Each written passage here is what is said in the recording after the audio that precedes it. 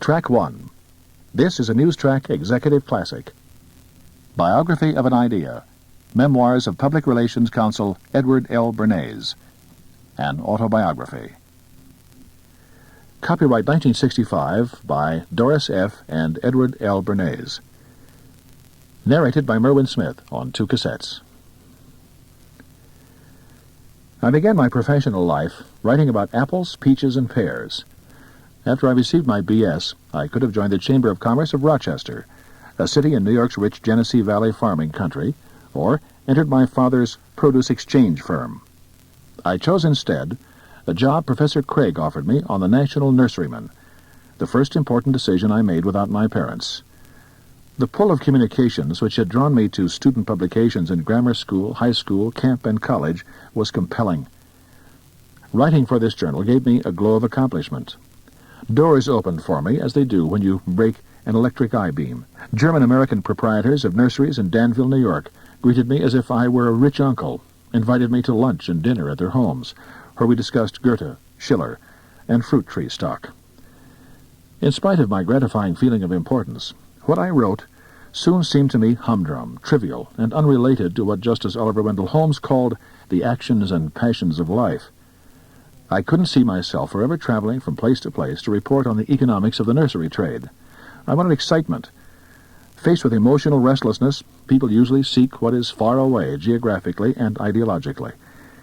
But I decided to return to New York City and seek a job with a member firm of the Produce Exchange, on which my father had had a seat for 2 decades. Retrospectively, it seems today to have been a logical decision. The Produce Exchange was a world market for grain. Millions of bushels of rye, corn, wheat, barley, and oats, bought and sold by its members on slips of paper. My father's grain business involved much more than buying and selling a commodity.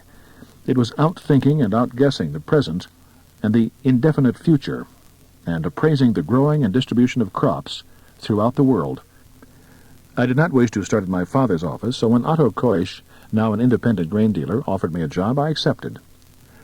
Otto, an innovator in new techniques in selling feed for horses, daily sent postcards to our list of dealers in the New York area, which I hand-addressed. Newspapers that carried quotations of stock and grain markets gave little space to horse fodder. When the exchange closed at 3 o'clock, Koisch rushed up from the floor with closing quotations. I immediately set them up in type in the rubber stamp holder and imprinted each card by hand. The work demanded concentration and speed, and at first gave me an excited sense of participating in important activity. I began to wonder, would I be doodling my life away, pressing rubber Arabic symbols onto penny postcards? This was not my idea of the free, exciting world. One brisk December morning, I boarded the recently electrified 9th Avenue Elevated, and by chance sat down next to Fred Robinson, a schoolmate whom I had not seen since 1904, when we had co-edited the school paper, The Echo, at PS 184. My father just gave me a gift of 2 monthly medical magazines, Fred told me. The Medical Review of Reviews and the Dietetic and Hygienic Gazette. He added casually, as though he were offering me a stick of gum, "Ed, how'd you like to help me run the review and the Gazette? You'll get $25 a week." I was surprised, but there was no doubt about my decision. It sparked my half-suppressed desire to get into editing. I knew my limitations as a writer, but these limitations, I thought, would not apply to working with ideas that might persuade and influence others. I had, as long as I could remember, been excited by words and ideas and their impact on people. "Sure," I said quickly, trying to sound equally casual. "Good. Come in tomorrow morning at 9. The review covered the broad area of medicine, and we concentrated on it because we felt it was potentially the more important of the 2 journals. One day in February 1913, the mail brought an unsolicited manuscript that influenced my life. A doctor submitted an article about the play Damaged Goods by Eugène Brieux, whom Bernard Shaw had hailed as incomparably the greatest writer France has produced since Molière. The article covered Brieux's attack on sex prudery in the play. The physician who submitted the manuscript to us thought the play a powerful weapon against the medical quacks who exploited public fear and ignorance. I believed that publishing this article in the review would have a good effect on our readers, and through them, on a wider public. We published it, a daring editorial venture for that era, even for the Medical Review. A few days after its publication, I ran across a 5-line story in the New York Times stating that Richard Bennett intended to produce damaged goods. "What a coincidence," I said to Fred. "We've just run a piece about damaged goods, and now an actor comes along and says he's going to produce it. Let's offer our cooperation." An idea came to me. Damaged goods could be produced by a Medical Review of Reviews Sociological Fund Committee. We would organize the fund and the committee, made up of distinguished men and women. This would raise the funds necessary for the production. The Medical Review of Reviews would receive no profit from the venture. On the afternoon of March 14, 1913, well-known laymen and women, medical men, national and state legislators, social workers, and theatrical leaders crowded quietly and gravely through the doors of the Fulton Theater to see Damaged Goods. Among the many prominent people, 2 went unnoticed by the audience and the press. But 4 decades later, I saw that the program listed Mr. and Mrs. Franklin D. Roosevelt as 2 members of the fund. I was elated at the success of Damaged Goods and the national fame it brought to the Medical Review of Reviews. Damaged Goods had made a great impact on New York, and I was sure it would have a comparable effect in the national capital. Fred and I realized that a performance of the play in Washington for the austere president would be invaluable to the movement and to the Medical Review of Reviews. We gave Bennett a check to cover the performance. This performance for President Wilson and members of his cabinet and congressmen sent another wave of nationwide publicity about damaged goods through the country. Under a Washington dateline, news services hailed this new Uncle Tom's Cabin. In the fall of 1913, I decided to become a newspaper man. My experience with damaged goods had impressed me with the power of the press. I thought reporters were in the mainstream of life, where I wanted to be. But no newspaper job was open. I made a short try at freelance newspaper writing, but was convinced this was too precarious a career. The memory of damaged goods was still vivid. I wondered if other opportunities existed on Broadway, in the theater. I wrote a letter to theatrical producers listed in Donnelly's Red Book, the forerunner of the telephone classified directory, applying for a job as publicity man. The theater in the United States was virtually controlled by Claw and Erlanger, a central booking office formed by Charles Frohman, the producer, and his booking agents, Klein, Mark Claw, and Abraham Erlanger. I knew that Claw and Erlanger was important, but I was unclear about the job I was seeking, and I knew practically nothing about the field I was trying to enter. And I didn't have the know-how then of finding out about it before I went to see Mr. Claw. The next morning I rushed down to the New Amsterdam Theater, home of the Ziegfeld Follies and headquarters of the Claw and Erlanger Syndicate. Claw sat at his desk, not the sinister theatrical syndicate man I had read about. He looked more like a harmless bartender with his graying sparse hair slicked down and parted in the middle. He waved me to a large leather chair, and I sank into it. "You say you want to be a press agent for a production of ours," he said. "I know of your damaged goods work. What do you expect to earn a week?" I didn't know what I was worth to Claw, or what the prevailing wage for a press agent was. My highest weekly earnings from 3 simultaneous jobs had been $75. I said $75. "Fine. You'll do the publicity for Elsie Ferguson. Start tomorrow." My years as press agent for the theater and for music helped me to learn about the New York press, its personnel, and how it functioned. And the press of that day was the principal medium of millions of readers for information and entertainment. The newspapers represented all shades of public opinion, and readers chose the medium that reflected their hopes and aspirations, likes and dislikes, beliefs and prejudices. I studied the papers to learn how they treated amusements, to what extent they covered theater news. I found that news and human interest articles about the theater were the mainstay of the amusement section, especially on Sunday, and in Saturday editions of evening papers. Press agents were generally referred to on Broadway as praise agents and space grabbers who chiseled free space in newspapers. But I had no such attitude. My role, I thought, was to compete with other news, to make my plays or actors so newsworthy that papers would give them attention in their columns. Competition for attention in theatrical columns was so tough that I decided to concentrate on developing events in fields theatrical press agents had up to then ignored. In September 1914, Mr. Claw asked me to handle Daddy Longlegs, a comedy by Gene Webster about an institutionalized orphan and her rescuer, Daddy Longlegs. In publicizing Daddy Longlegs, I translated my experiences into a few general principles. In Damaged Goods, I had taken the socially significant idea in the play and associated it with a newsworthy group that supported it. Daddy Longlegs lent itself to the same approach. Progressivism in politics, literature, music, poetry, painting, and the dance was extending to orphans and other welfare areas. Orphanage children were boarded in private homes to assure them individual care and love.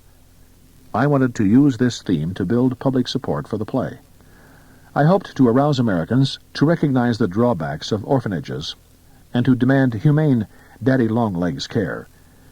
If the public enjoyed the play and approved its humanitarian cause, their pleasure would be enhanced. To enjoy something for pleasure's sake alone is counter to our mores, but participating in socially useful activity justifies our pleasure. Daddy Longlegs ran for 264 performances in New York and played the road 3 years more. Press agentry, communication, and persuasion functioned as a one-way process in 1914.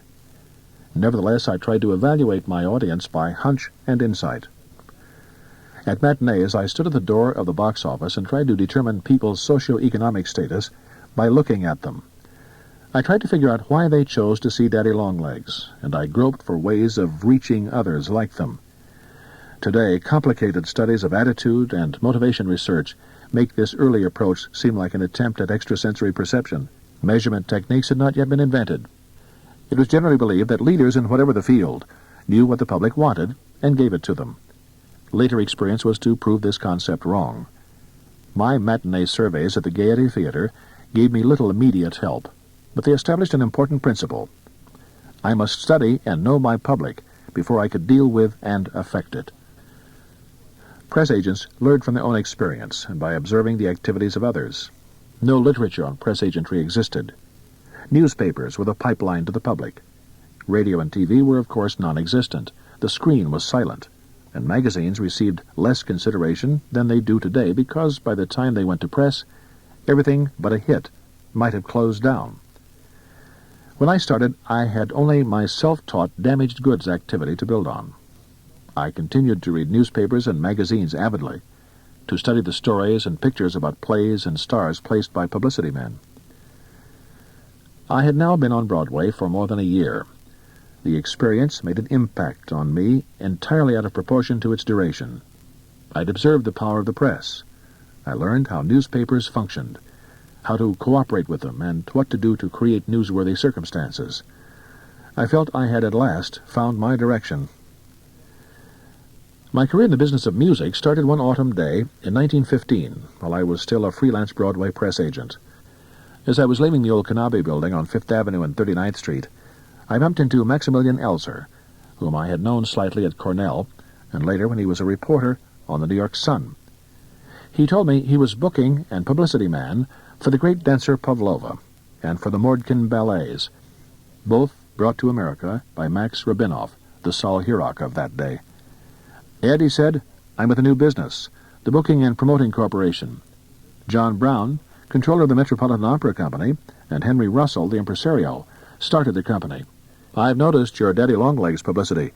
How'd you like to handle the publicity for the Met's stars?"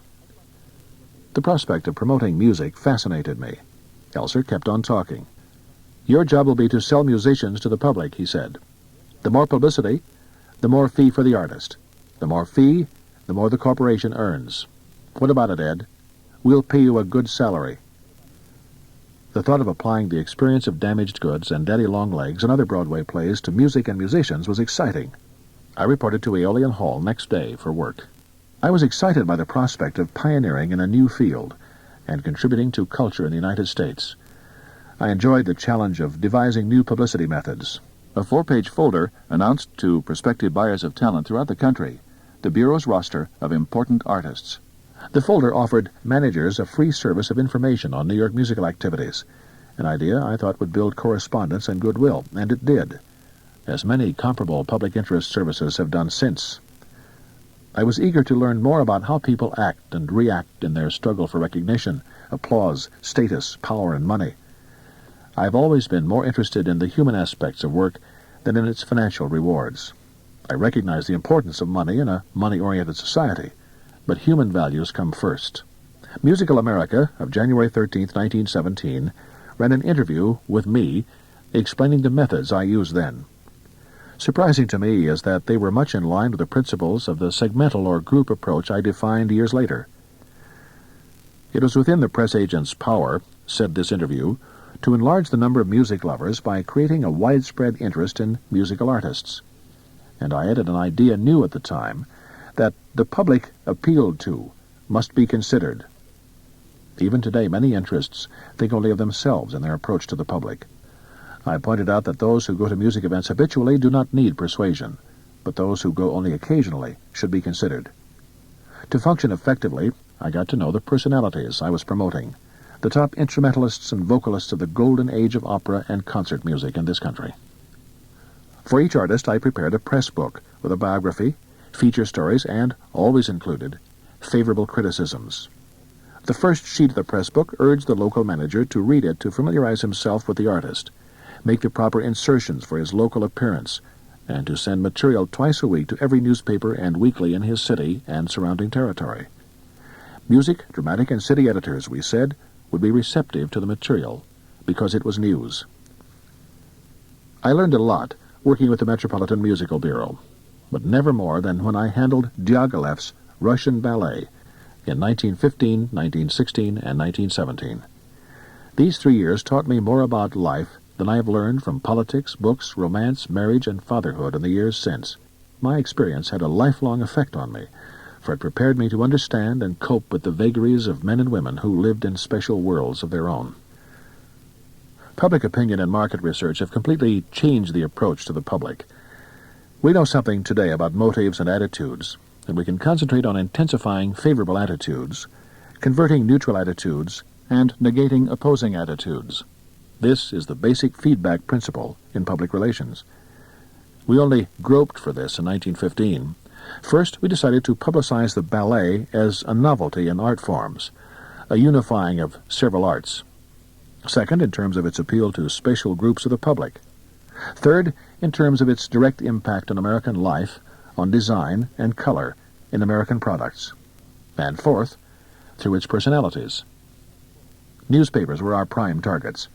We sent them reams of stories and photographs angled to their various reader groups, stories about composers and their compositions for music pages, costume, fabric, and fashion design stories for women's pages, etc.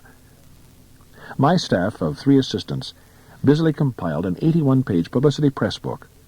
Advance men on the road would give this ammunition to local managers for the use of local editors who wished to exploit the interest aroused by the national publicity. We perforated the mimeographed pages so they could easily be torn out. The missing dates could then be filled in, and the stories placed in the newspapers. When war was declared against Germany on April 6, 1917, like millions of other young Americans, I was swept along by the martial spirit. I had a personal compulsion to lick the Kaiser. The draft came 2 months later, but I was deferred because of defective vision. I helped my local draft board, made up of volunteers, by organizing its statistical and clerical work. I thought this might help me get into the war, but the U.S. wasn't taking anyone who didn't have 20/20 vision.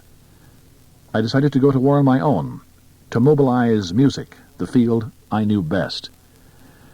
I urged that concert singers include a martial number on each program, that patriotic slogans be printed on music circulars, that composers write patriotic and military music, that music equipment firms devote advertising space to liberty loans, naval enlistment, food production, and conservation, that naval bands do duty at recruiting places. In 1918, a year after we entered the war, I was still trying to get into the war effort without success. I've never been through such a frustrating experience in my life. Finally, on one of my bi-weekly visits to the New York World, I talked to my friend, John O'Hara Cosgrave. He introduced me to Ernest Poole, the head of the Foreign Press Bureau of the U.S. Committee on Public Information in New York, directed by President Wilson's close friend, the newspaperman George Creel. I reported for duty at the offices of the Foreign Press Bureau, U.S. Committee on Public Information, at 95 Madison Avenue. The U.S. Committee on Public Information had no precedent in this country. Germany, of course, had operated an enormous propaganda machine for years before the war. England and France used the international cable and news services, Reuters and Agence Ava, which they owned, as propaganda tools. The U.S. Committee marked the first organized use of propaganda by our government, and its work was the forerunner of modern psychological warfare. It built Allied morale in the United States, undermined enemy morale, and won over neutrals. Cedric Larson and James R. Mock, in their book Words That Won the War, wrote that Director George Creel and his associates were literally public relations counselors to the U.S. government, carrying first to the citizens of this country and then to those in distant lands the ideas which gave motive power to the stupendous undertaking of 1917-1918. After World War I, private industry converted wartime technology to peacetime use, and they also applied wartime propaganda methods to launching peacetime services or products. My wartime experience showed me that press agentry had broader applications than theater, music, or the ballet. I knew that clients I wanted would misunderstand my intentions if I called my work press agentry, and I was determined it would be more than that. I could have called my work publicity, but that seemed only a little better than calling it press agentry. Publicity was then and is still a vague term used to describe the gamut of activity ranging from advertising through promotion to press agentry. I had not then heard of the phrase public relations, which had been current mostly in public utilities circles during the early years of the century. I called what I did publicity direction in an attempt to avoid the vagueness of the word publicity. I had learned I could suggest to people or organizations a course of action that resulted in favorable publicity. I could create events and circumstances from which favorable publicity would stem. In my work with the Russian ballet, I had found that attractively designed folders printed on dignified stock presented a favorable impression of the ballet and were effective in securing engagements. I prepared and sent out a folder to announce my activities. Clients started coming in response to this announcement and on the recommendation of friends. The assignments varied from publicizing Paul J. Rainey's 5-reel adventure film, Heart of the Jungle, to publicizing for Mrs. J. Borden Harriman and her nonpartisan Committee for the League of Nations. There was no market research of the kind we know today. Business thought it knew what the public wanted, or thought the public didn't know what it wanted. Business gave the public what it wanted to sell. Psychological dislocation and aftermath of the war, together with the breakdown in law induced by Prohibition, brought violence to America, gang shootings and killings in the 20s. In 1922, travelers were afraid to bring their children to New York because of these conditions, and the city's hotels suffered in patronage as a result. The Hotel Association of New York engaged us as Counsel on Public Relations to help reestablish New York as a friendly place to visit. I cast about for a dramatic way to change the attitudes of people outside New York toward the city. A successful Broadway play, Welcome Stranger, sparked the idea. A Welcome Stranger committee to make the people of the country realize that New York was a warm, friendly city, drawn from representative profit and non-profit New York institutions and groups, would soften the exaggerated reports of New York vice and crime, particularly by extending its hospitality to visitors in word and deed. The executive committee of the Hotel Association immediately approved the idea. I called a meeting of representatives of New York's museums, theaters, music organizations, educational institutions, railroads, religious and other groups, promised cooperation in welcoming individual and group visitors by writing to their opposite numbers in cities throughout the country, telling them about New York's friendly attitude, and sending out a calendar of coming events as an incentive to travel here. I was able to observe how basic changes take place in a large industry. Watching competitors cooperate in a trade association has always delighted me. Business enterprise, until comparatively recently, was private in every sense. But common problems in relations with government and labor brought business competitors closer together in trade associations. This was always a painful experience for hard-bitten entrepreneurs who, accustomed to ruthless competition, now found themselves required to exude sweetness and light in sitting around the conference table with their competitors. Hotel owners profited from the increased business and the high occupancy rate during the war. After the war, nationalism and prosperity both encouraged Americans to travel more in their own country. Hotel men realized that they were businessmen running organizations involving heavy investment, and that hotels could no longer be conducted like old-fashioned taverns. The hotel men who gathered around the table with me at these meetings, E.M. Statler, W.C. Muschenheim, Albert Keller, and Lucius Boomer, each in his own way was a personality and demonstrated his special kind of hotel keeping. The dynamic Lucius Boomer, president of the Waldorf Astoria, dominated association meetings. Boomer had engaged us in 1921 as Counsel in Public Relations, and after a year he induced the Hotel Association to take us on too. I had learned that hotels owned by a corporation could be highly personal centers of life, but until I started working with Boomer, I had no idea how to bring about such results. "Mr. Bernays," he once said, "you know your field of public relations, Counsel. You will advise me in that area for my hotels, the Waldorf Astoria, the McAlpin, and the Willard in Washington. Most hotel workers are untrained. They come to America from foreign countries. Their job with us is their first job. As soon as they learn the language, with few exceptions, they seek other employment. This is not true, of course, of waiters, who have remained with the Waldorf for years, nor of the chambermaids, nor of chefs, but much of our personnel is a changing one." Boomer continued on what I later discovered was a favorite theme of his. "Housekeeping is the essence of hotel keeping. It is housekeeping on a quantity basis. I expect my guests to be served as they expect to be served in their own homes, only better. And I am a perfectionist. If I were not, how could I expect my people to do as well as they do? Our problem can be reduced to simple terms," he said. "To get our army of employees to treat our guests as if the Waldorf were their home away from home. People come to this tavern to eat, drink, sleep, and enjoy themselves. But the physical structure and physical things like beds and bathrooms are not enough.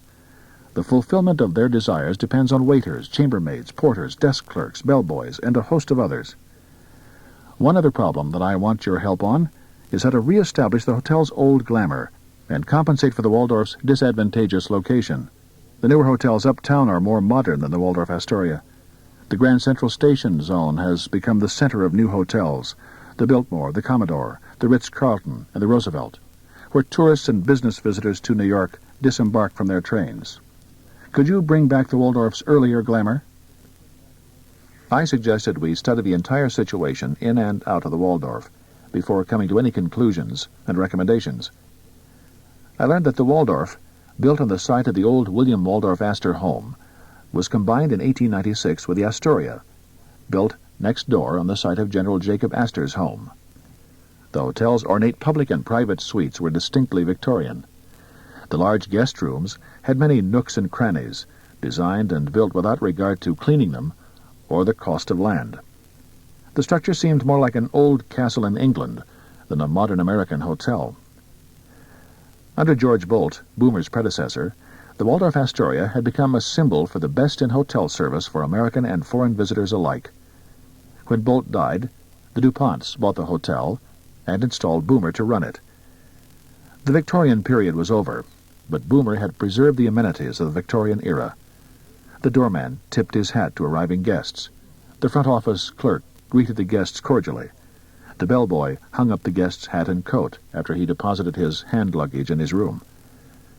Waldorf guests expected to be transported to the world of unreality they had read about in novels and seen portrayed in the rotogravures of their Sunday newspapers. Boomer watched over the operation as a good general did over his army. I carried out an informal survey of personnel. Scientific research did not come till years later.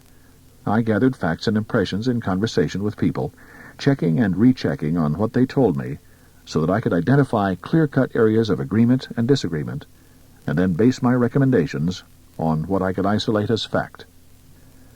When we had finished our study, I talked to Boomer and proposed a master plan to deal with public relations at the hotel. the first such blueprint for hotels. Later, in his book, Hotel Management, Principles and Practices, still the Hotel Management Bible, Boomer used this plan for his chapter on public relations, and it has become standard procedure in hotel operation. Public relations just doesn't grow by itself, I wrote in the preface to the plan. Policies and practices of a good hotel must conform to changing public demand. Then the hotel must interpret itself and its new practices to the public. The function of a hotel publicity department, its activities, the supervision of its personnel, its strategy and tactics must all be carefully worked out. The plan analyzed the objectives of a hotel in patronage and prestige, and drafted the organization of a hotel public relations operation. For the Waldorf, I suggested a supervisor, special feature writers, society reporters, a specialist on pictures, typists and stenographers, filing clerks, and office boys. I outlined an office routine that included scanning lists of reservations and arrivals, getting interviews with and photographs of important people, studying the functions at the hotel for news angles, and ensuring that the results of public relations activities were fed back to the employees to strengthen their esprit de corps. Boomer approved the master plan and put it into action at the Waldorf Astoria Hotel. Every channel to the public was used to project the hotel, and the feedback of anything favorable to the hotel employees became standard procedure. As an example, we provided people who booked banquets or other events with a printed form to fill out. It had space for details of the event and served as an aid to the hotel's publicity department. This delighted the organization booking a date because they got their publicity free, courtesy of the Waldorf. One idea we tried out backfired, reminding me that goodwill must never be considered an end in itself. We recommended that when a couple registered at the Waldorf, news of their arrival should be mailed to newspapers in their hometown to give local publicity to the hotel. 3 days after we initiated the system, the Waldorf received an irate letter from a wife saying that she had read in her local paper that she was in New York with her husband, when actually she was in her hometown. We dropped that method of building goodwill. The solution to the first problem Boomer put to us was well in hand. The men working with him were carrying out his instructions and maintaining Waldorf standards. The second problem was that of reviving the glamour of the Waldorf and making it stand as a symbol of the best in hoteldom, the premier hotel in America for distinguished visitors from this country and overseas. Boomer sent the writer Peter B. Kine to London with instructions to offer Lloyd George the hospitality of the Waldorf. On his arrival here, the Waldorf became the center for news about him by readers of the entire country. No better symbol for U.S. and foreign consumption could have been found. Horace Liveright, in 1920 the boy wonder in book publishing, began his business life on Wall Street, and at 21 was a recognized authority on bond values. Bored by his work, he looked for new challenges before he was 30. Reading had been a means of his self-education, and he was fascinated by ideas. In 1917, an opportunity arose for a partnership with Albert Boney, who was associated with his brother Charles in a new publishing venture. The Boneys were eager, daring young men with little money or know-how about the business side of publishing. They delighted in a tie-up with this go-getter from Wall Street and thought their business problems would be solved. To the newly organized firm of Boney and Liveright, they brought the modern library and their back list of books. Liveright was thrilled with his new career. I met Liveright 2 years after his entry into the firm through my wife Doris's brother Leon, who had become a partner of the firm. We discussed applying the new publicity direction to book publishing, a hitherto untried approach. Working together would be exhilarating, we agreed. I was eager to try out our strategies and tactics on books. Books should respond more quickly to our techniques than almost any other commodity. The fact that our approach had not yet been applied to the book business was a further stimulus to my interest. Liveright and I agreed that a number of books should receive the dynamic treatment the entrepreneurs give a new drama, opera, or sporting event. I asked Liveright to choose 5 books we should emphasize in our promotion. His selections were typical of his pragmatic approach. They covered sex, prohibition, psychoanalysis, radicalism, women's place in society. I read them not for purposes of literary evaluation, but to mine them for raw material, ideas, to further the public's interest in them. I looked for ideas in the flow of contemporary thought that could be dramatized and publicized. I tried to apply the techniques I had learned with the Russian ballet and Daddy Longlegs. For Hutchins Hapgood's The Story of a Lover, I decided to get from America's reigning movie queens, Mary Pickford, the Gish sisters, and Alice Joyce, their definition of love. In romantic cadences, Lillian Gish, or her press agent, wrote that in the crucible of love, there could not exist the waste of the carnal. There could be only the pure gold of loving affection. Dorothy Gish gushed that on the loom of life, love was the warp and woof of all worth having, that it was one of the few good things which money could neither buy nor ravage. Alice Joyce's answer was that love is life, laughter, and lightning, but most of all, love is love. These romantic sentiments were published in the press in association with Hapgood's more serious treatment, giving the book visibility it might not otherwise have received. Publishing routine up to then consisted of mailing the author's biography, photographs, and book notes to literary editors and distributing publishers' catalogs. We had made additional efforts. We sent circulars weekly to 300 bookstores in the United States, serving at that time a population of 105 million. We offered free to newspapers 100 newsworthy feature articles on our books, each described in 75 words. Skeptical newspaper editors wrote us asking whether they would have to pay for the features. One Midwest book editor, Julius Liebman of the Milwaukee Sentinel, said that he could not understand why this material should be offered free. Should there be any strings attached, he told us frankly to forget it. Editors today are more sophisticated about publicity. Presently, feature stories about our books appeared in newspapers throughout the country. As you know, wrote one editor, all the papers are suffering terribly from the shortage of newsprint, and it is only this which prevents us from using everything you send. Publishers were astounded by the public attention Liverights books received.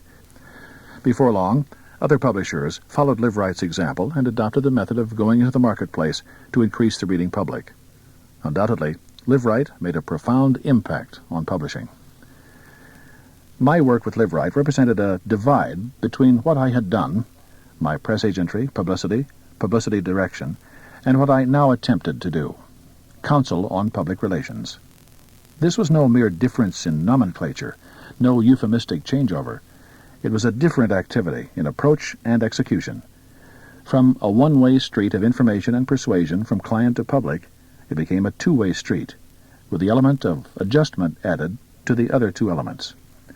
Counsel on public relations was based on dealing with interaction between client and public. When I opened my first office at 19 East 48th Street in 1919, I decided against the words public information, press agent, or publicity manager to describe my work.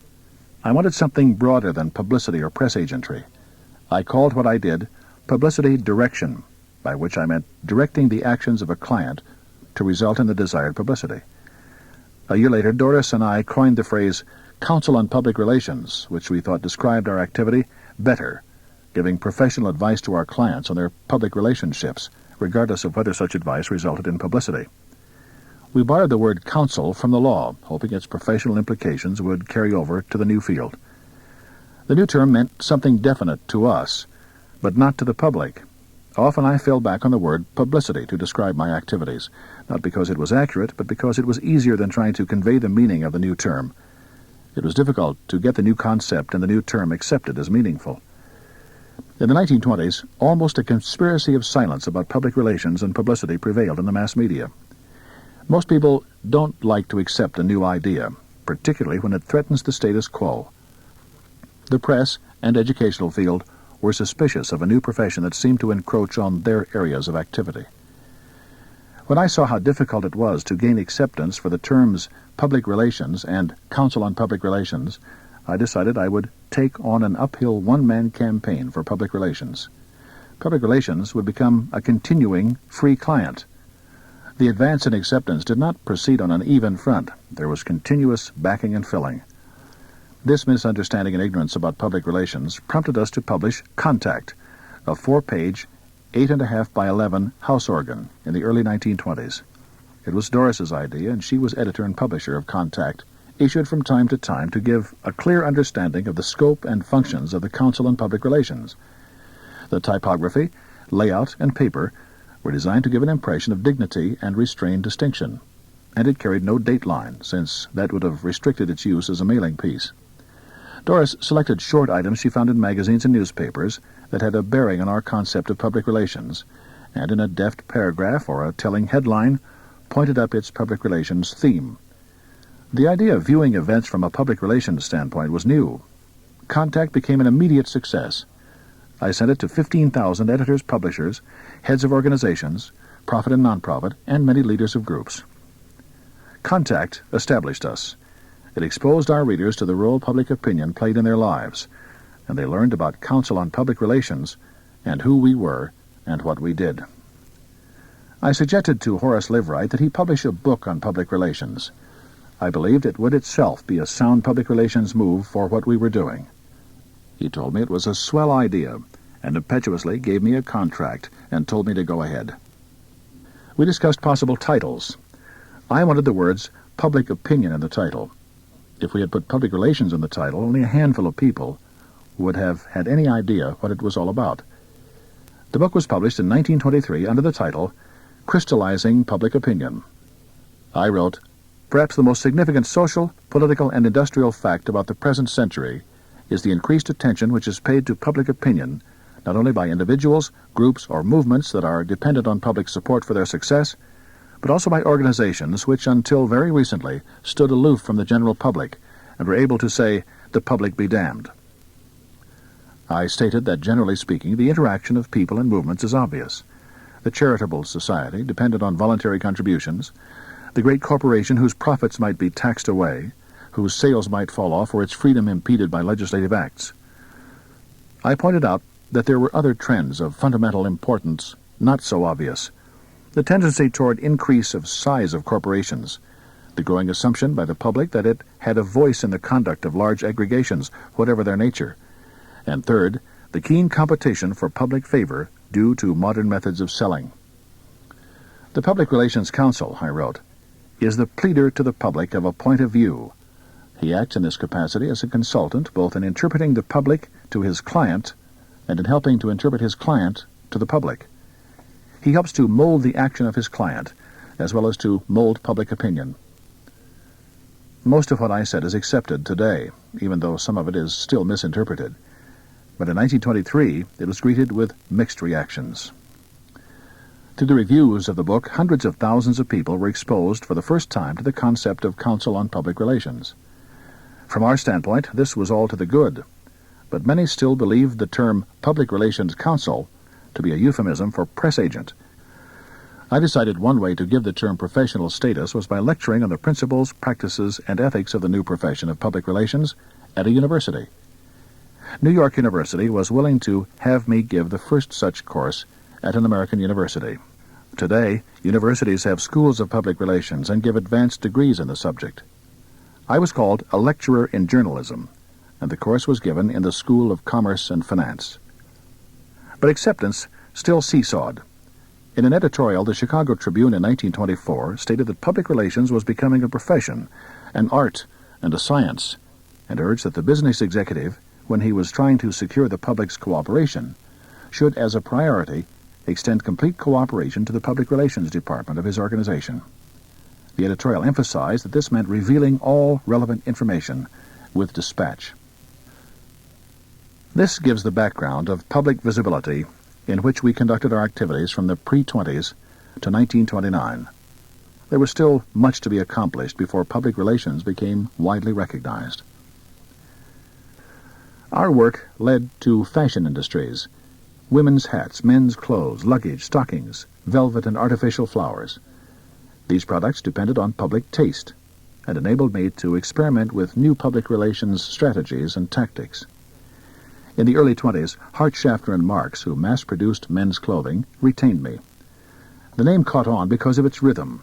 The clothes caught on because young Americans, after wartime uniform, enjoyed getting back into well-made, smartly styled civilian clothes. A company with a fine national reputation had engaged us in the regular conduct of business. End of Track 1.